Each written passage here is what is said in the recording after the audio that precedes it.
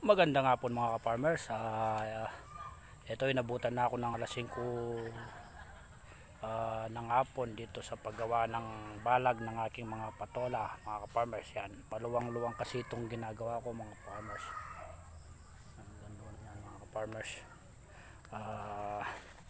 Mga ka-farmers, ito na pala yung mga patola na tanim ko mga farmers. Malalaki na sila farmers.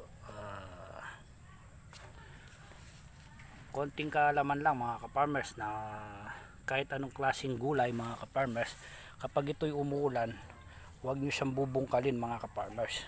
Dito'y pakikita ko kasi mga ka-farmers, yung gulay parang tao din yan, nai-stress din.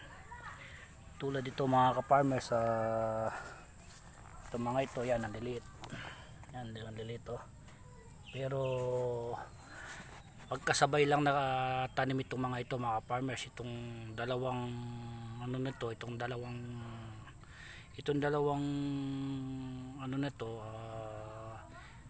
binungkal ng aking anak nung umuulan mga farmers. Buti na lang nakita ko, pinatigil ko. Kapag kasi ang alaman mga farmers, so anuman klaseng gulay, kapag ito'y binubungkal mo pag tagulan, ayaw nila mga farmers, nai-stress sila mga farmers kasi yung ugat nila patuloy na umaaba. Kaya wag mo siyang gagalawin mga ka-farmers. Kung gusto mo siyang galawin, intayin mo na may umunto muna yung ulan bago mo siya galawin mga ka-farmers. At pagka sikat ng araw ay lagyan mo siya ng pataba na 1620 na swire at lagyan mo ng ammonium na 2500. Or kaya kung wala kayong 1620 na swire, lagyan nyo ng complete triple 14 mga ka-farmers. At lagyan nyo na rin ng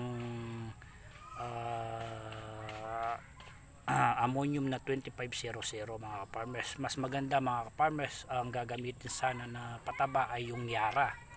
Kaso mga farmers, napakamahal ng Yara mga farmers. Pero sa the best at sulit naman sa mga alagang gulay, kahit anong klaseng gulay mga farmers. Mga farmers, hanggang dito muna mga farmers. Sana may konting natutunan kayo sa akin na bahaging ito mga farmers. Maraming salamat mga farmers. Ang inyong farmers na nagsasabing I'm proud magsasaka.